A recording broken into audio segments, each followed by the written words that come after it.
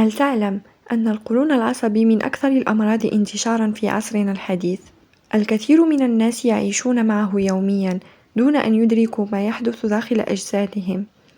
تجد شخصًا يشكو من انتفاخ مزمن، وآخر من تقلصات مؤلمة، أو بثقل دائم في بطنه ولا يعرف لماذا. القولون العصبي ليس مجرد مشكلة في الأمعاء، بل هو مرآة لمشاعرنا.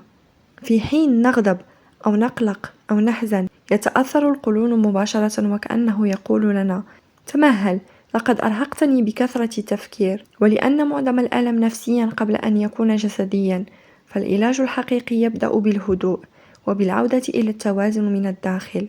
لكن لا تقلق، جئتكم اليوم بوصفة طبيعية فعالة جدا تهدئ القولون العصبي وتخفف من الانتفاخ والتقلصات، وتمنح الجسم راحة حقيقية وشعورا بالخفة بعد ساعات فقط.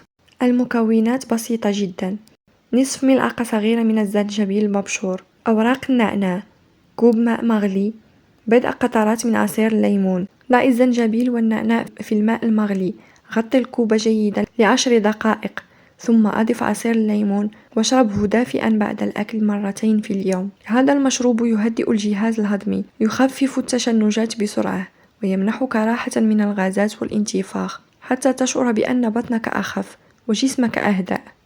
تذكر دائما أن العلاج لا يكون في كوب من الأعشاب فقط، بل في أسلوب حياتك بأكمله.